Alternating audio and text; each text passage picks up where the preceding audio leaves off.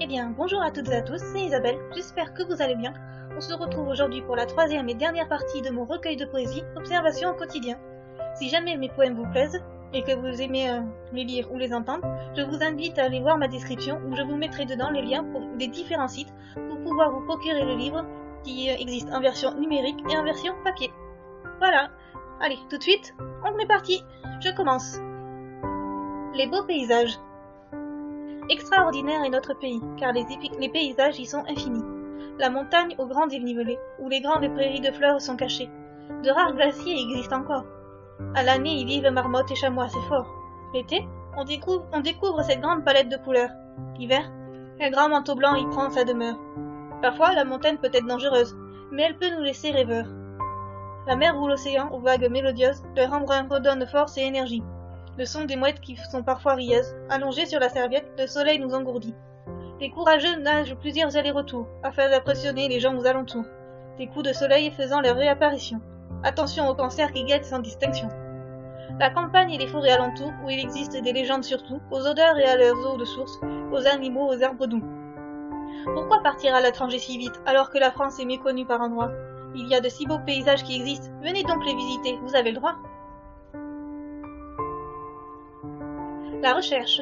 Depuis toujours, l'homme cherche, sur des sujets sur lesquels on sèche, soit sur des recherches scientifiques, soit sur des sujets artistiques.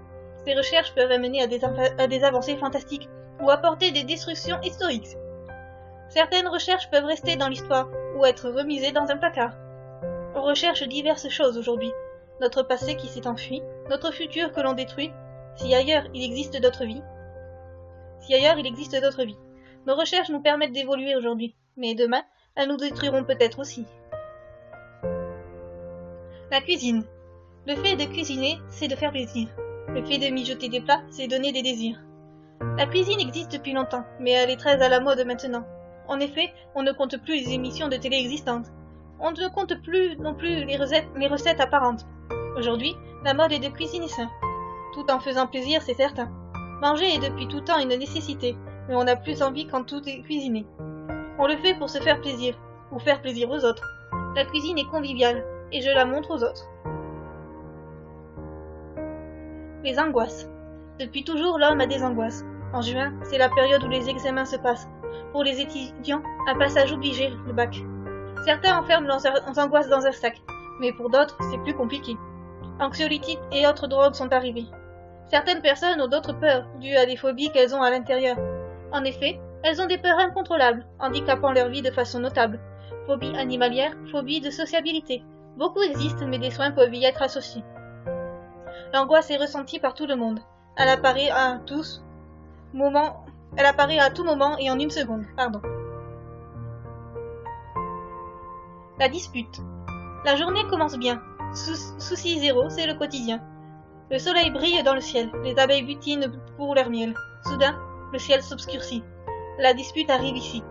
Sur un coup de téléphone, dont le son est monotone, annonce la sombre suite et la dispute induite. Sur un fond de quiproquo, la discussion commence tantôt. Des explications impossibles, le ton monte et se cible. Voici la venue de la colère, où les mots qui sortent s'exagèrent. Le téléphone se raccroche au nez, et les remords viennent sonner. La dispute s'est terminée, voici une journée gâchée, qui noircit une si belle journée, en attendant que l'un ou l'autre téléphone en premier, afin que jaillisse le mot regretter. Un sentiment étrange. Aujourd'hui, je me réveille bizarre. J'ai un sentiment étrange. Je me sens mal. Est-ce un hasard? Autour de moi, il y a tout qui change. J'ai l'impression de ne plus être chez moi, le pressentiment de ne plus être sous mon toit. Oui, aujourd'hui j'ai un sentiment étrange. Quelque chose se passe, j'y songe. Mon corps a d'étranges ressentis, ce sentiment étrange le long de ma vie, de ne jamais être à ma place, enfermé dans cette carapace. Le livre magique. Rangé parmi des milliers de livres, perdu dans cette jungle ivre, tu demeures là sans nom, tes couvertures remplies d'animaux mignons. Des années, des siècles que tu te trouves là, jusqu'au jour où deux petites filles viennent à toi, te revoilà sortie de l'ombre, effacer ces siècles sombres. Grande joie, les enfants t'ouvrent aujourd'hui, magique tu les emportes dans un autre monde. Les animaux parlent ici, et les plantes inondent. Une fleur s'adresse à vous, sauvez le livre de l'oubli de tous. Les fillettes ont pour mission de lui trouver un nom. Le voyage commença pour connaître l'histoire, avec la présence d'un ours pour compagnon. Bien des rencontres se firent dérisoires, à communiquer avec des animaux.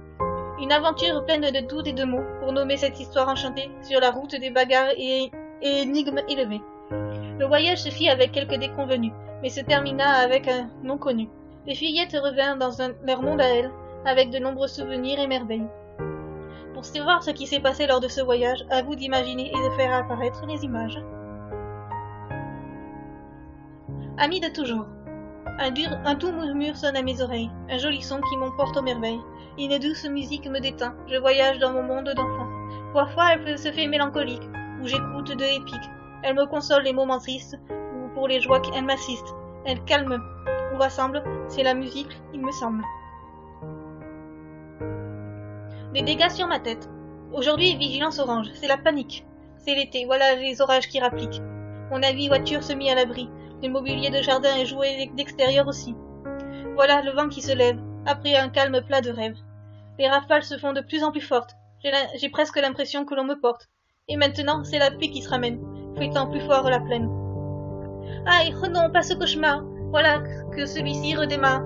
Les grelots grands comme des pommes s'abattent sur ma tête en ombre. Je suis percée en somme. L'eau entre moi me sombre. Ça y est, je suis blessée. Et l'eau m'a trempée. Bonjour, je m'appelle Maison et j'ai été blessée par des grêlons. La malédiction. Depuis toujours, je vois un cercle sans fin. Depuis toujours, tout se répète en vain. L'histoire continue son écrit et sa progression.